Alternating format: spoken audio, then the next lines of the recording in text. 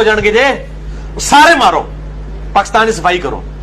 یعنی قادری تو ایک نکالے نا, الیاس قادری اور طلب قادری, ان دونوں میں سے ایک کو تو شہید ہونا چاہیے. میرا منہ سے نکل گئی, میری زبان ٹوٹ گئی. کیا کر رہا ہے, کیا کر رہا ہے, کیا کر رہا ہے. لگ گئے لگ گئے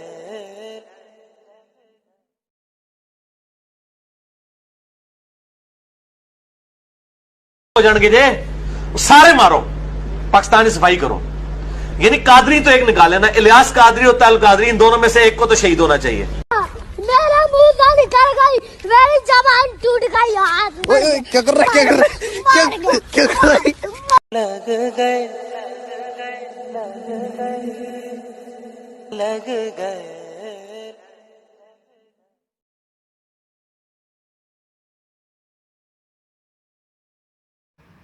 لیکن آپ کو بریلوی دیوبندی کافر چاکنگ کرتے نظر نہیں آئیں گے, کیونکہ یہ سودا بکنا کوئی نہیں ہے, اس کے پیچھے فنڈنگ کوئی نہیں ہے نا. شیعہ کافر کے پیچھے تو آپ کو فنڈنگ نظر آئے گی سعودیہ ایران والی ٹسل میں. اچھا, سنی کافر کہیں لکھا دیکھا ہے آپ نے؟ اس کو ایران نہیں نہ فنڈ کرے گا. ایران اس ڈاکٹرائن کو مانتا ہی نہیں ہے, وہ تکفیر مانتا ہی نہیں ہے. وہ تو خامنائی صاحب کا فتویٰ موجود ہے کہ اگر سعودی حکومت آپ کو مجبور کرے کہ آپ ہاتھ باندھ کے نماز پڑھیں, تب بھی امام کعبہ کے پیچھے نماز ہاتھ باندھ کے پڑھیں. اور یہاں پہ پاکستان میں کروڑوں بریلوی جو امام کعبہ کے پیچھے نماز نہیں پڑھتے. میں خود نہیں پڑھی تو میں بریلوی سا. اگلا سوال یہ ہے کہ کیا پوری زندگی بغیر شادی کے گزارنا بھی جائز ہے؟ نہیں, جائز ناجائز کا مسئلہ یہ کہ یہ یعنی ناپسندیدہ ہے. اچھا, شادی کا تو لوگ سارے پوچھتے ہیں, باقی معاملات کے نہیں پوچھتے کہ کیا بندہ پوری زندگی صرف شلوار قمیض ہی پہنتا رہے, یہ جائز ہے؟ شادی کا ویسے چسکے لاندے نے جنہوں نہیں لب رہا ہوتا وہ کہتا ہے یار انجی چلتا رہے. بخاری مسلم دونوں میں حدیث ہے, نبی علیہ السلام کی غیر موجودگی میں 3 اصحاب ملنے کے لیے آئے, اور آپ کو یہ حدیث جو ہے وہ کتاب النکاح میں بخاری میں مل جائے گی, اور مشکات میں آپ کو کتاب السنت کی پیروی والے چیپٹر میں ملے گی. انہوں نے کہا کہ نبی علیہ السلام کی عبادت کا کیا حال ہے؟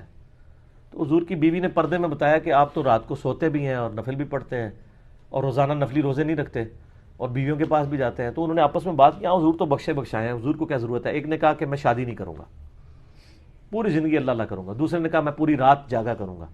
تیسرے نے کہا میں روزانہ روزہ رکھوں گا. یہ کہہ کے وہاں سے چلے گئے. نبی علیہ السلام آئے تو ان کو بتایا گیا کہ آپ کے 3 چیتے آئے تھے اور وہ اس طرح کے دعوے کر کے گئے. آپ نے بلاؤ انہوں نے, اور اتنے غصے میں آپ نے فرمایا اللہ کی قسم میں تم سے زیادہ تقوی رکھتا ہوں. اس کا مطلب یہ تھا کہ تسی زیادہ نیک بننا چاہتے ہو. میں رات کو سوتا بھی ہوں اور اٹھ کے نوافل بھی پڑھتا ہوں, میں نفلی روزے رکھتا بھی ہوں, چھوڑ بھی دیتا ہوں, اور میں نے اتنی شادیاں بھی کی ہوئی ہیں. نکاح میری سنت ہے, النکاح سنتی فمن رغب عن سنتی فلیس منی. یہ جو نکاح کے اوپر پڑھی جاتی ہے حدیث, نکاح میری سنت ہے, جس نے اس سے اغراض کیا اس کا مجھ سے کوئی تعلق ہی نہیں ہے. تو لیکن اگر کوئی نہیں کرتا کسی مجبوری کی وجہ سے, کسی کو مطلب کوئی سیکچول ایشو ہے اس طرح کا, تو وہ ظاہر ہے یہ اس طرح فرض نہیں ہے جس طرح نماز روزہ ہے, لیکن سنت تو ہے اور پسندیدہ ہے. اسلام خاندانی نظام چاہتا ہے, کرنی چاہیے شادی ضرور.